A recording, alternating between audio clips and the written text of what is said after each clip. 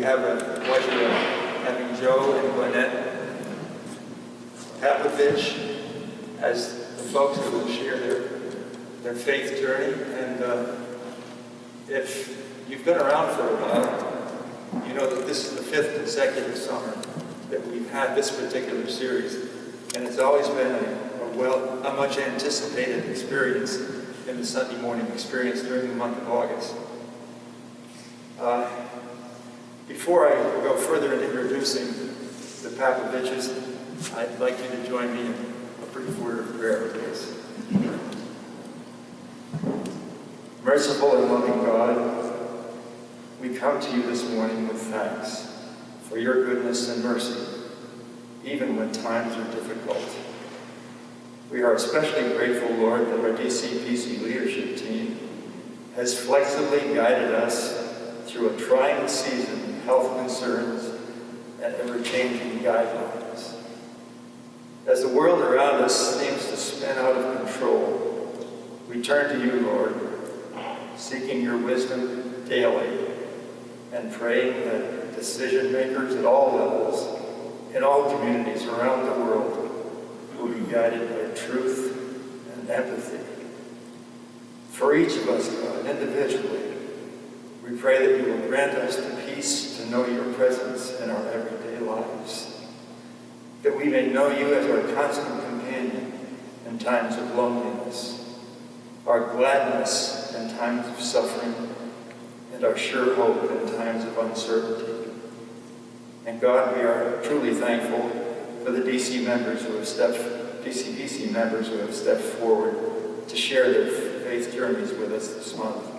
And today especially, we ask you to be with Joe and Gwinnett as they share their story. May their words inspire us to embrace the ties that bind our hearts in Christian love. We ask these things in the name of Jesus, who promised peace that passes all understanding. Amen. Okay, folks, if you haven't met Joe and Gwinnett or know of their work here in the church, you haven't been paying attention. They joined the church in 2016 and hit the ground running. They were quickly involved in so many activities of service and education in our program, and we quickly learned to appreciate them as people who get things done. Right now, Joe is the moderator of the deacons at DCPC, and Gwinnett is a member of the session, an elder, and she is chair of the Adult Faith Formation Committee.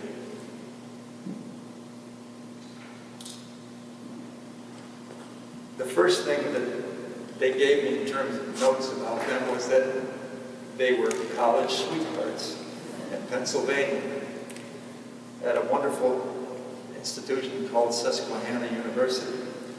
They've been married for 52 years. They have 2 children, 2 grandchildren. Joe worked for 30 years in the office of the U.S. Trade Representative in Washington, where he worked on developing and implementing U.S. trade policy, international trade policy. Gwinnett served as a librarian in the public library, serving the general public, as well as assisting county staff and general public with governmental information. That's probably enough of an introduction for an invitation for me to get out of the way and let Joe and Gwinnett take over.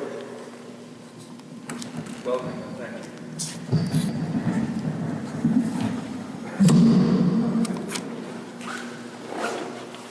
Okay, so thank you, Gordon. As Gordon was doing the introduction, he said that Gwinnett was the chair of faith formation, adult faith formation. My first thought was, yeah, it was their idea that we do this, so here we are. We'll go back and forth telling you our story. I grew up in a small town in southern New Jersey called Westville. And my family was, we were all members of the Methodist Church, so I grew up as a Methodist through the Methodist system. It was a good place. I liked it, and warm. I really enjoyed the youth program. when I went off to college, I began to realize that it hadn't really offered what I wanted to do or much for me to work from. So as I think back on my childhood faith formation, it was okay, but nothing special. And I'm going to leave it at that. And I grew up moving around quite a bit until I turned 12, at which point we moved to southeast Pennsylvania. I was actually baptized a Methodist in Texas, but by the time we got to Pennsylvania, we joined the Avondale Presbyterian Church in Avondale, Pennsylvania. My parents were elders in that church, and I was confirmed in that church. I was a member of the youth group and the Sunday school classes, and as part of the youth group, we traveled to Philadelphia to do some work in the inner city and spent the nights in the balcony of an old church in Philadelphia. When I was a junior in high school, I was asked to be a member of the pastoral nominating committee because we were in need of a new pastor.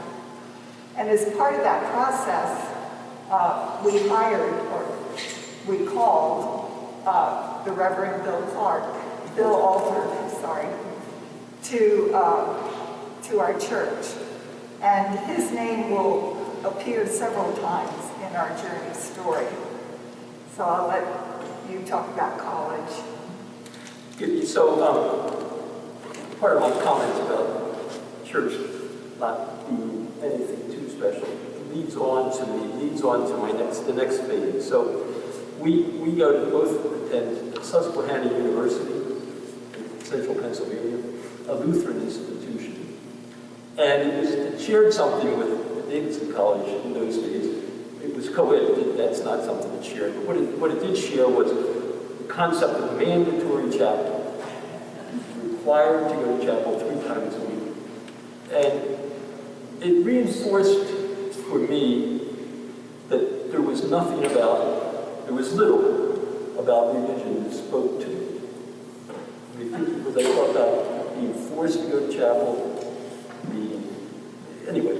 And back in my childhood church, there was never any social justice, no mission orientation, nothing of that nature. And here was this mandatory chapel now with this personal requirement.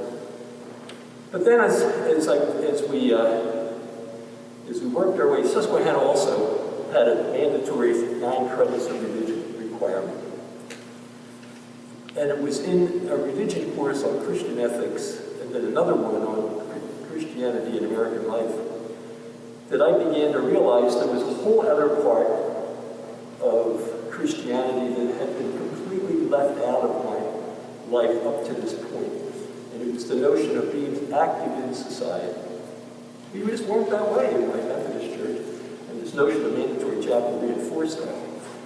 But I learned that there was the concept of Christian action that went along with my political views as they were evolving at that time. So this was in the mid-'60s, late 60s. Lyndon Johnson was the president. I didn't like at all his activism for the war in Vietnam, but I really admired his social programs, the Voting Rights Act, his Great Society, his war on poverty. And at the same time, where I'm going with this story is, at the same time, I learned that in Christianity, there had been, in the early 20th century at least, this notion of the social gospel, right? That there was it was conceivable to work to try to build God's kingdom on earth through social justice and things of that nature. And I began to realize there's a part of Christianity I've completely missed. And that began to give me some hope that there was a place in the church for me that at that point I hadn't seen before. Take it. So at Susquehanna, I learned to value the Lutheran service, which is different than our Presbyterian service, but still gave me comfort and hope. And did you want to talk about going? Yeah, okay. Going to visit me? Yes, okay. In the summer. It fits into my little narrative. So, all those years that I was a Methodist, I don't believe ever once a pastor had spoken about the needs of society, ever once that I can remember. Which is one of the reasons, and same with Susquehanna in our mandatory chapel, ever once. But so I go to visit Lynette, she invites me to come visit her with her family in the summer. And they say, you're going to church. So I said, okay. And there's this young pastor named Bill Alter, who Lynette was on the call committee for, up in front preaching, and he's preaching social justice to the congregation. Now this is a little rural congregation in southeastern Pennsylvania. It's not an inner city group where they're able to, where you might think that's sort of thing would be more prevalent. And he's preaching this message that's completely consistent with what I'm beginning to learn about back at Susquehanna in these courses on Christian ethics and religion and American life. And it fits into my view of what society, how Christianity can be active in society. So I was blown away. But this is constant. It seems like a small thing.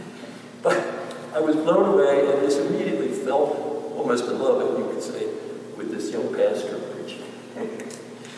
So, before we graduated from college, Bill Alter received a call from the Capitol Hill Presbyterian Church in Washington, D.C., which he accepted. He was able to come back to the Avondale Church to marry us, and my family visited him over Christmas, I think my senior year. And the Capitol Hill Church sits right behind the Library of Congress and the Supreme Court. It's very close to the center of government. And so after Joe spent 4 years in the military, we moved to the DC area for Joe to go to graduate school. And Bill offered me the job as secretary of the Capitol Hill Presbyterian Church, which I accepted. So I was responsible at that point for typing into books the session minutes.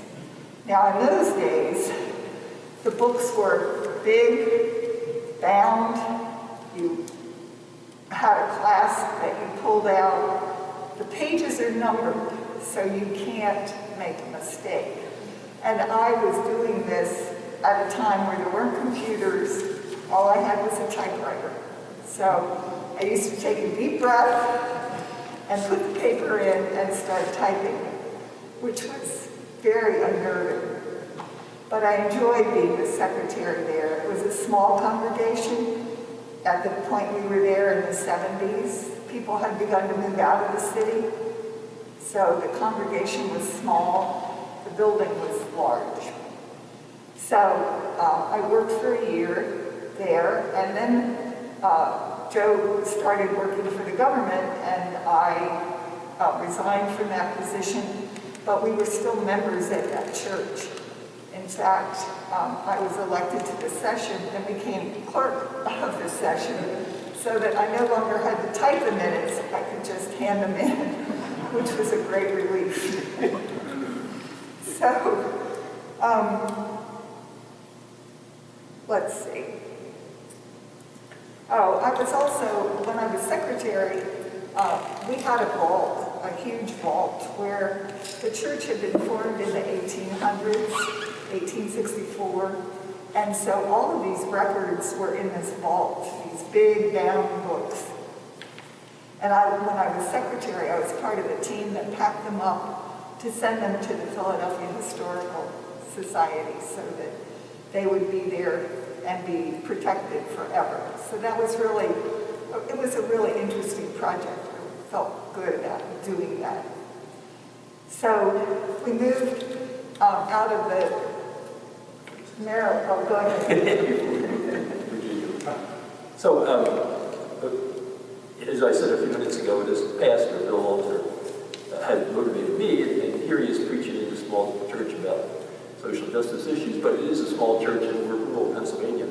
So it wasn't too surprising that he would move to Washington, D.C., where he could be more involved in social action issues. And you think about the early 1970s, and all the war in Vietnam is raging, protests everywhere, all sorts of social integration issues being advocated for.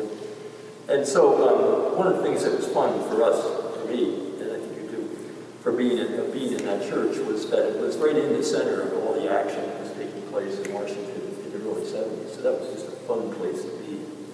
Another thing about that was interesting, Bill and his wife Mary Ruth were very interested in innovative things. And one of the things that they became aware of and began to enact and leading in the church, a small group on the concept of meditation. You may remember in the early 70s in particular, in the late 60s, the Beatles began advocating transcendental meditation. Well, a form of Christian meditation has always existed. And Bill and Mary Ruth became practiced in that, and they started a meditation group that we became part of. And it was a great place for us to be and to learn how to be.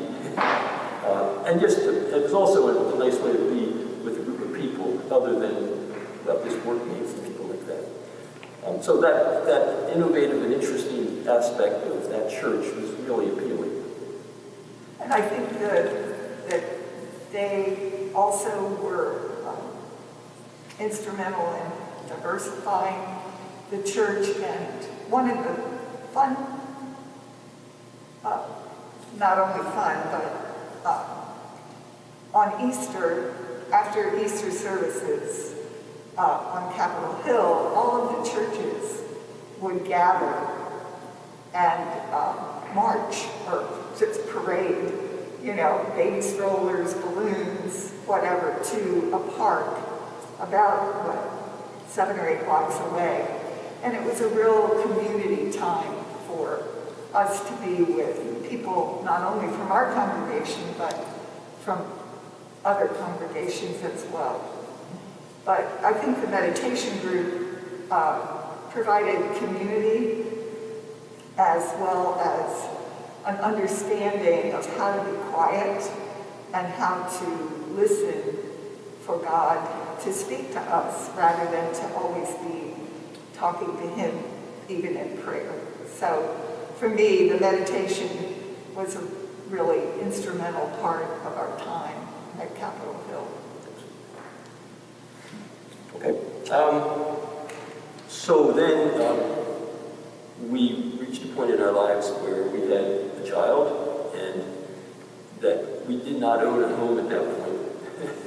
So it's just the natural evolution of one's life, I guess, to seek to have a home and a yard and all that for the children playing.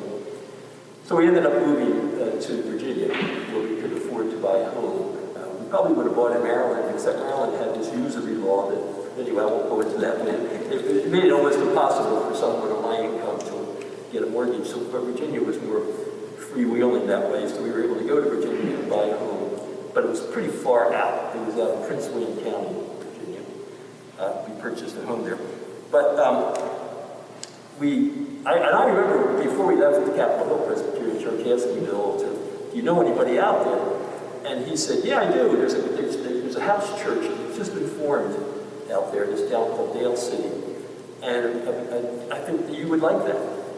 So when we got there, we went right for that. It had moved into a school by that point. But it was an interesting church. In fact, it was one of the interesting things about it from a bureaucratic point of view is that the two churches, the Northern Presbyterian Church and Southern Presbyterian Church, were in the process of merging. And the D.C. Presbytery, National Capital Presbytery, had decided to form a church that would be the first one that was combined. It was a combined Northern and Southern church since the Union. And so it was called the First United Presbyterian Church of Dale City, but it really was the first united church, bringing together Southerners and Northerners in that presbytery. Okay. And just really interesting. I mean, we were out in the burbs, and you have all your images of what that means. But contrary to my stereotypes, some really interesting people in that, including the pastor there, a guy named Bill Clark. And talk about yeah, this team. so the church was really small when we first arrived, and one aspect of that was nice was that the pastor, still named Bill Clark, he and his wife, if you were up to that, would come to visit you after you come to church, and then he would say, "Can we just stop by and see you guys?" And so he and his wife came over to visit us after our first or second time going to church there. And at the end of our conversation, we immediately warmed to him, but he said, in any case, whatever you decide to do, just know that God's tent is big enough for everyone. Whether you end up settling here with us or going somewhere else, somewhere in God's tent is a place for you. And that has stuck with me and both of us forever. Just to know that, well, this part of God's tent is right for us. There are other parts of God's tent that wouldn't be right for us, but are right for other people, and that's why we are Christians as we are. But we met some other folks there. One of the things that really interested me initially, right away, was that there was a very strong ecumenical movement in that town, and I got involved with it right away. They did, for example, a community crop walk, church world service. I ended up being the coordinator of the crop walk, and then I ended up being the moderator of they had an ecumenical group called the Cooperative Council of Ministries, about 8 churches, and I ended up being the moderator of that because the pastors didn't want to be the moderators, they wanted to be just the members of it. Just a fascinating thing, bringing together at an interesting time, the Catholic Church, Methodist Church, Baptist Church, Presbyterian Church, all together in one spot, meeting, I don't remember how often we met, meeting together to plan things that we could do together. Well, and as part of that, the Catholic priest participated in a world church, community Sunday. Community Sunday. They call it an agape feast, but it was really, even for and many Catholic, our neighbors across the street were Catholics, and they said, this has never happened before. Now, he ended up becoming not a priest. I think he was a little too liberal for the Catholic Church. But anyway, it really appealed to me. The notion of ecumenicalism appealed to me. And it's interesting, I've never seen as active a group of churches working together again, wherever we live, including here.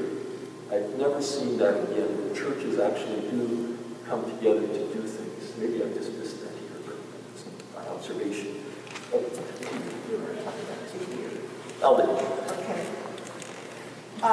There were a number of people who were influential in our lives, I think, in that church.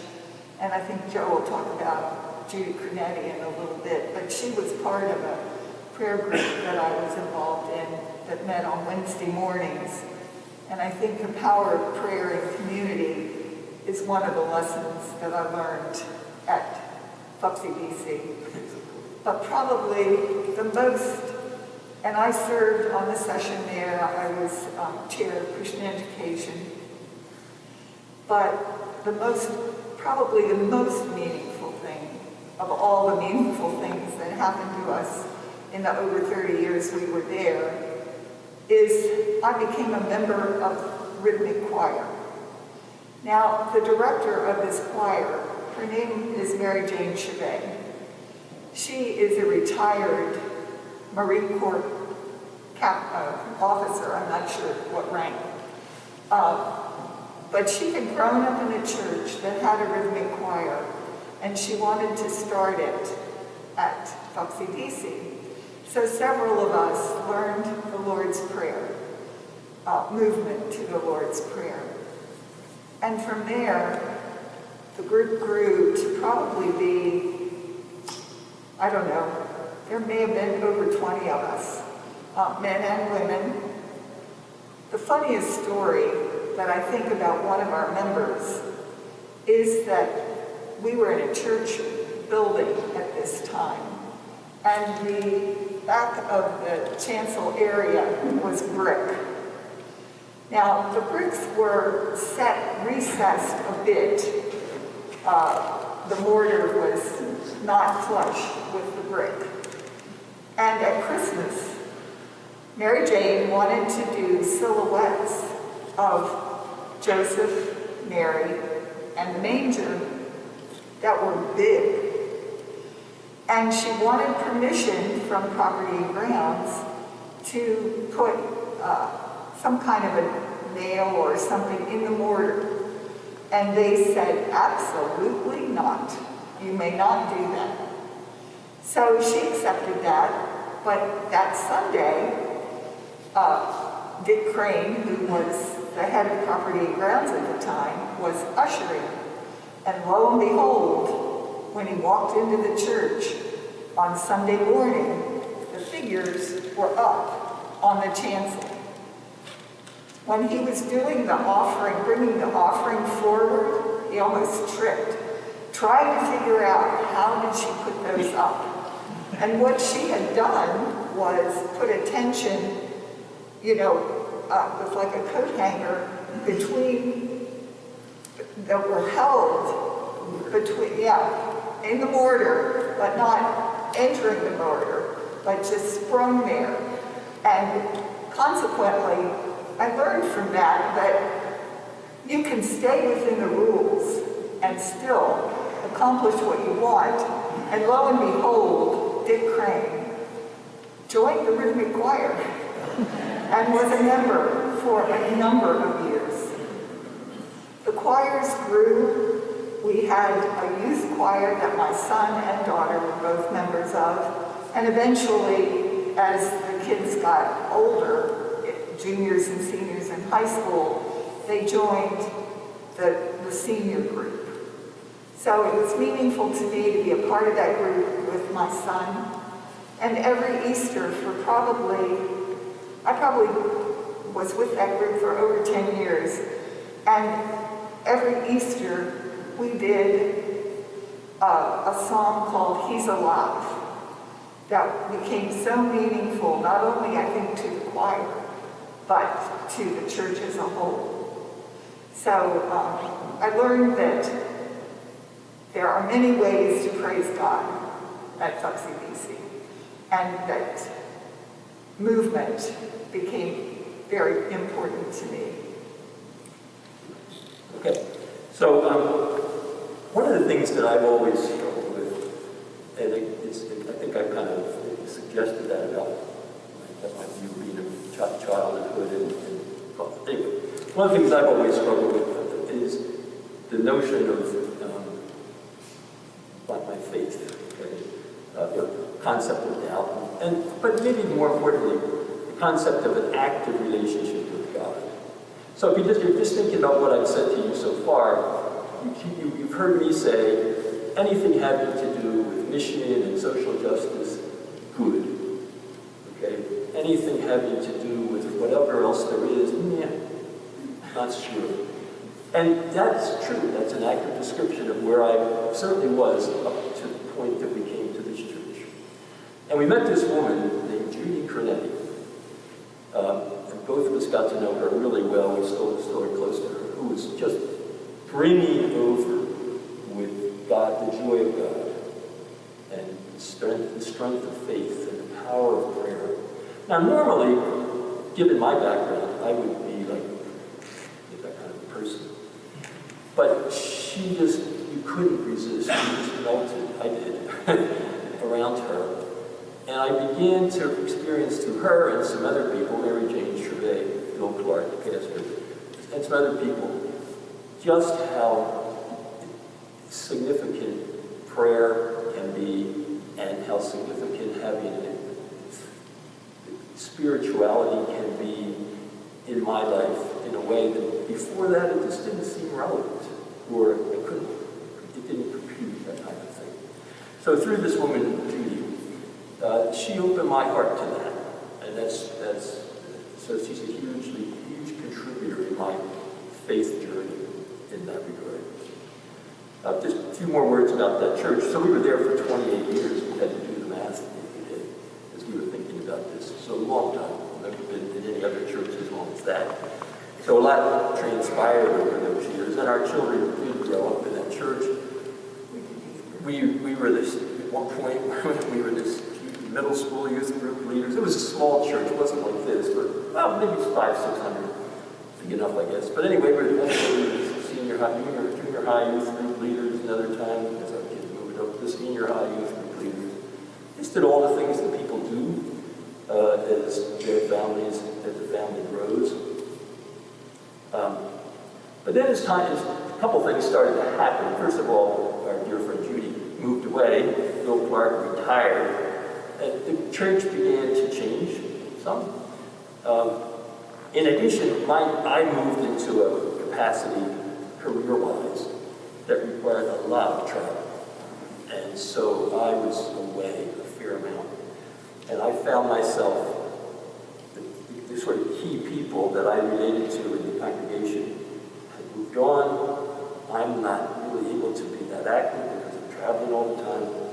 And I began feeling a distance beginning to occur between me and this place of worship. Well, and I think there came points during sermons where it was a time when the church itself was struggling, trying to decide how they were going to handle homosexuality and how they were going to handle other issues. And it got to the point where more and more I was disagreeing with what I was hearing from the pulpit. And in 2004, in the summer, we had an associate pastor at that point who, he and I were definitely not on the same wavelength. And I came out of church that Sunday when he had preached, and I said to Joe, it seems to me that we were told this morning if we didn't vote a certain way in the 2004 election, we were not Christian. And Joe said, yeah, that's what I heard too. And I said, okay, I'm done.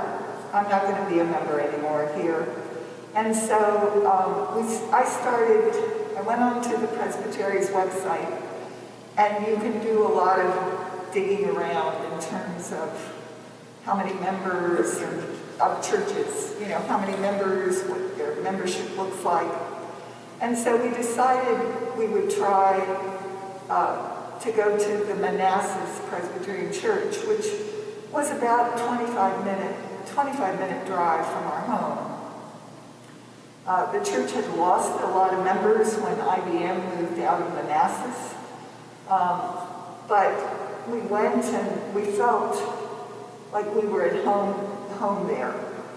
And so in 2005, we became members of the Manassas Presbyterian Church. The fun part for us was that there was a young family. We had both of them in youth group when they were at Foxy BC, and they were living in Manassas and enjoying the Manassas Church. And their parents had also left Foxy BC and come to Manassas. So from the beginning, there were people that we knew, and of course, our circle widened as we were there. So, do you want to talk about that? Yeah, so I said, go visit a musician, I get into the previous church had just become, FUPCDC is an interesting term, I hope everybody understands that. It's the First United Presbyterian Church of Dale City, and everybody just called it FUPCD, just like we call it, say, DCPC here. They were FUPCDC. Anyway, yeah, it had gotten quite conservative, and it's totally different from the way it was for us. And so, again, thinking of the Big Tent concept, the Big Tent had moved. And the place we were sitting was no longer a place in which we were comfortable. So we needed to find another place, and we did. It's interesting, too, back to my own personal development, one of the aspects of my faith journey has been that Bible study was not something I had ever paid any attention to. Because whenever there was a Bible study class, if there were two Sunday school classes, and one was on peacemaking or social justice, and then there was another was on Bible study, I was not going to Bible study, but social justice. But at MPC, Manassas Presbyterian Church, I made friends with a couple of guys who, wonderful people, and in fact, I'm going to see them this next week when we north for a little trip. Both strong Christians and strong advocates of Bible study, and they persuaded me that this was something I needed to do. And I began opening my heart to that notion. That church liked the 365-day Bible study, a year, read the whole Bible in a year. We did it twice in the 7 years we were there. So getting involved with that and helping to even teach it. I mean, when they asked me to help teach Bible study, I was like, you've got to be kidding. But I just did it. Now I even do it at Brindisi once in a while, where you can twist my arm.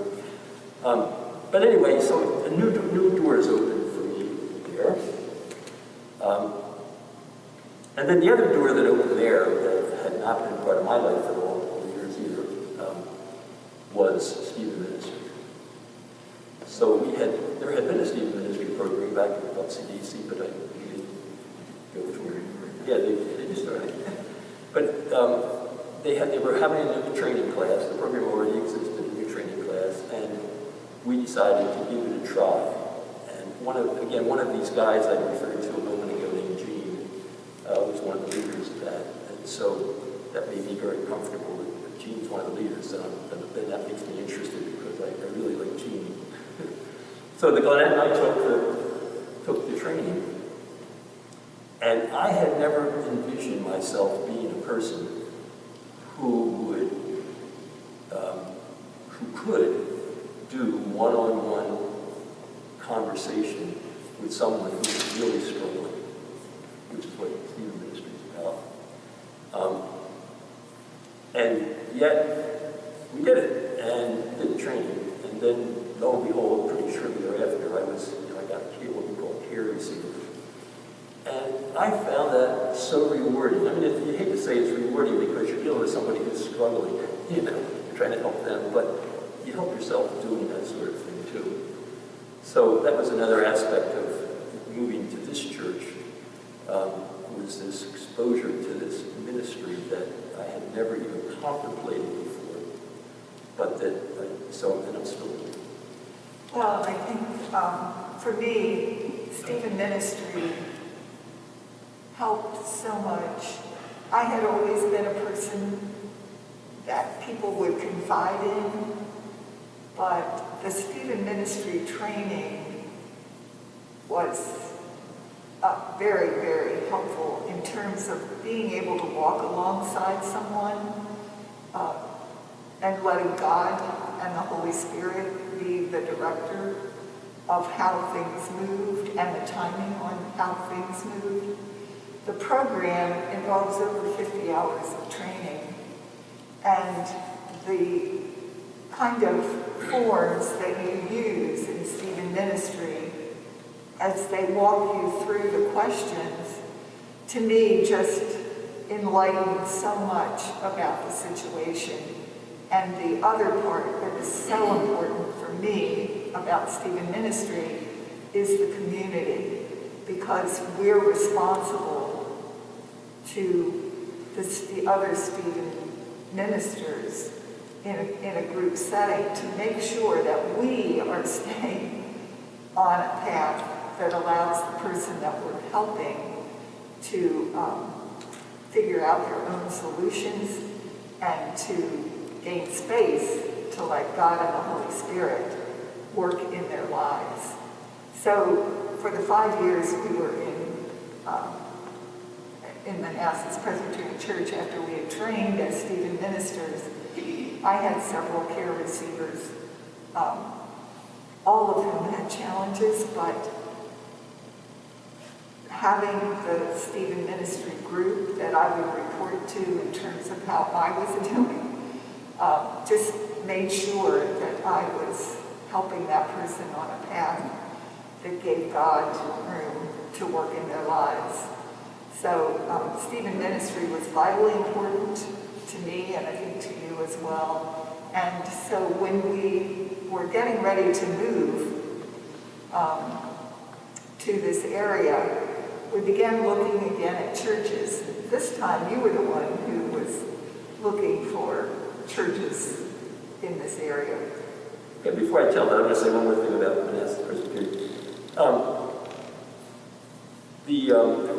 don't know exactly how I got moved to be part of this. I guess through the mission. I was on the mission committee there, and there was a particularly cold winter, and so the town of and there were many homeless people, like there are in so many places. So the churches, and my old ecumenical roots, which had completely withered back in Yale City, where that whole ecumenical effort died out completely by early 1980s. Those roots were still there. And here I saw this effort being undertaken by the churches of monastics to provide a place for the homeless to be on cold nights. So the Baptist churches started a program, but they invited us to be part of it, and we did, and I got to be part of that. And it was, the Baptists had purchased a school next door to their church. It was a huge Baptist church, classic all-white. There was also little plaque Baptist churches, but this all-white Baptist church had purchased a school that the county was getting rid of and turned it into a homeless shelter. And so we were invited to help them care for people overnight. And I started doing that, and it exposed me not only to working with the homeless, but also to the question of, back to the question of civil rights and the issues of racial equity. That's fun. As part of that also, an old Black Baptist church in Manassas had a weekly lunch program, free lunch for whoever wanted. So I got involved in that, and just going on Wednesdays, going and serving lunch to homeless people is a wonderful thing. Oh, we took food. We took food too. Yeah, it was a great program. So then we decided to move, and as Glenn was just saying. So for me, I needed to be sure that where we were going, there'd be a place that was somewhat, that met the needs that I knew that I had as part of a church community. And we're aside from our family, our daughter and son-in-law and granddaughter, coming here, we knew no one at all. So I wanted there to be a place that we would go to where we could feel comfortable right away, and where there were activities that would appeal to us right away. So I spent a fair amount of time. Now, by that point, like we're PCUSA people, right? So I'm not going to switch out of PCUSA world. So as I began looking at churches, what exists in Davidson, Cornelius, Huntersville, PCUSA, that has what I think I want, which there's really only one place, and it's here. So right away I began saying, we need to be able to, wherever we buy a home, it needs to be accessible to this place. I don't have to be able to walk, but I don't want it to be like the previous churches, when it said it was a 25-minute drive. I don't want to do that anymore. So that was guiding our help search for a home. And our daughter and I said, they're here, but they're in Charlotte, and we don't need to live where they were. Besides, there was no PCUSA church near where they lived. So it just guided us. There was. Yes, there was. We went to, we didn't care for it. That's true. That's true. So we were guided to come to Davidson. Cornelius would refine 200s, but would refine too. But the home had to be one that was accessible to this building. So before we even arrived here, before we even met a single person, at least for me, this is where I was going to go. Where I was going to plant myself.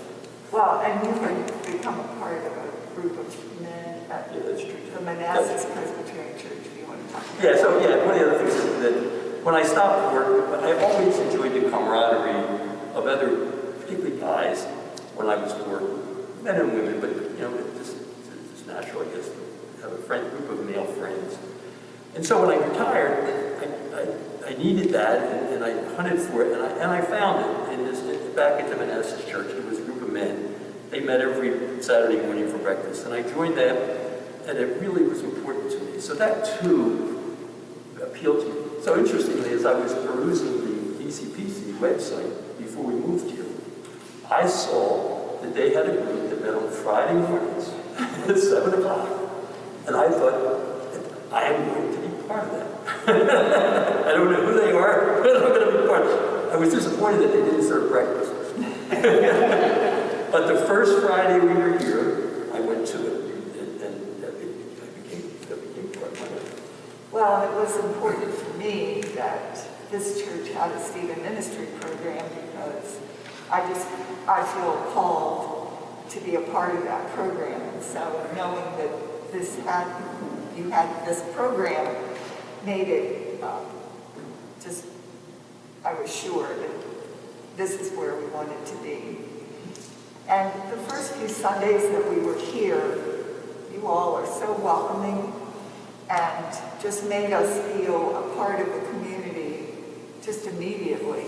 Although I will say, we had just moved in and I was sitting over in this section at the 11 o'clock service, and probably the second or third Sunday, a woman leaned over to me and said, "Have you signed up for the podcast?" And I thought, I don't even have my boxes unpacked yet. But everybody has just been so welcoming, and we have valued that a lot.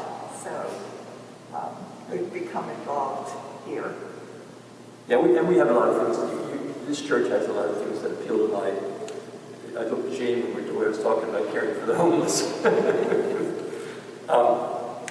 Another thing that has really been important to me since I've been here, things happen in negative ways, but then they have positive effects on you. So the Charlottesville white supremacy protests, 4 or 5 years ago, prompted a prayer vigil in the green here that we went to, which prompted me to become a member of Unity and Community, which is the interracial group here in North Mac, which then met that same need that I was getting met back working with the homeless and that serving ones at that Black Baptist Church in Manassas.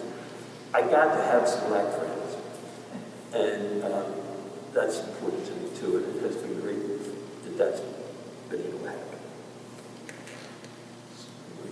We should give them time, I guess.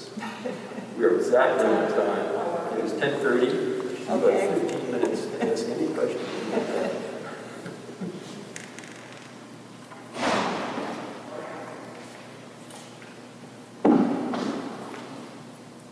Questions or comments anybody would like to make? Joe, one thing you didn't touch on, it may not be important to touch on, but you had another career after you left government service. Do you want to tell us just a little bit about that? Yeah. Can you repeat the question? Okay. So after I left government service, I wasn't ready to stop working. And I had become an expert in the field of what was called intellectual property rights, patents, trademarks, copyrights. And I got hired at the most interesting place I could have imagined working. Well, I love music. I love all forms of music. I'm a huge Rolling Stones fan. And I was offered a job by the Recording Industry Association of America, which is it's a trade lobbying group for all the record companies to help them with copyright piracy in China and places like that. So I took that job for 6 or 7 years. Fascinating place to work. I said to Glenette one day, it's like, if there were 2 dream places I would have to be involved with, one would be baseball, professional baseball. The other would be professional music. And I'm not a musician, I can't play an instrument, so that's out there. But here, I could at least be in the industry. Fascinating place to be. So I did that about 5 or 6 years before throwing in the towel altogether. And then shortly after I stopped doing that, we moved here. Hey, Joe. Yes? What was it about you college that you went to a college? What made you want to go to a college that had mandatory chapel 3 days a week? I didn't hear the first part of your question. Why did you want to go to a college? Oh, why did I want to go there? That's an interesting question. Can you repeat? Why did I want to go to a college that had mandatory chapel? When that did not appeal at all to me.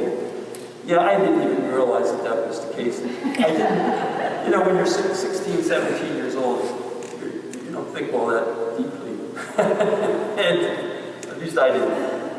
It didn't really cross my mind. I don't know that I cared that much about it. Well, Tom, what happened? Yeah, so interestingly, we have every generation has interesting times, but we had the experience of coming to age in the late 60s, right, which was an interesting time. And Susquehanna was a very institutionalized institution. You know what I mean? It was very bureaucratic and rigorous. Women had to wear skirts when they were in town, all kinds of Didn't matter if it was 3 below 0, you still had to wear a skirt. So we get there, and freshmen, and it's like, after a couple of months, I'm like, this is terrible. And interestingly, one night, under the door of every student in the dorms came a document that said, we don't have to do this anymore. We can make this stop. Now, this had been happening there for generations. I don't know how long. But early in our freshman year, we get a document anonymously saying, if we stop going, this will stop. It was amazing.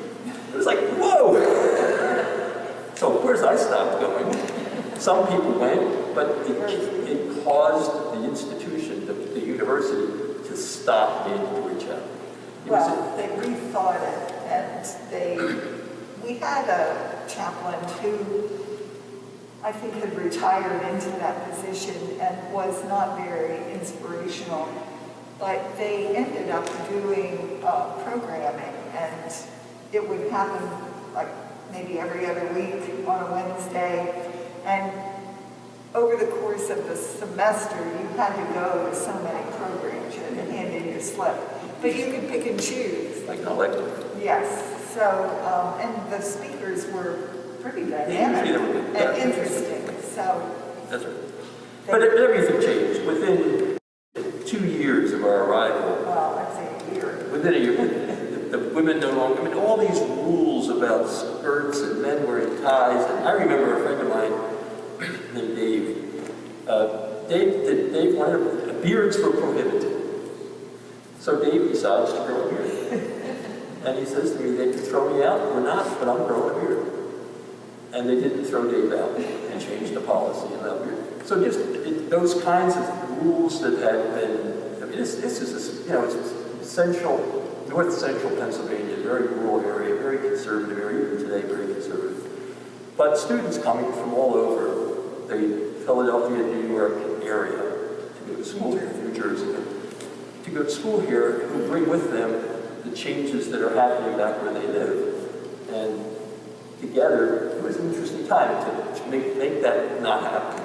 But it just didn't cross my mind when I was applying, oh look, they have mandatory chapel, this is going to be terrible. That thought never happened. Until it was Saturday morning at 9 a.m. Yeah, it was Saturday morning. You either went Monday, Wednesday, Friday, or Tuesday, Thursday, Saturday. You can imagine Saturday morning getting up to go to mandatory chapel.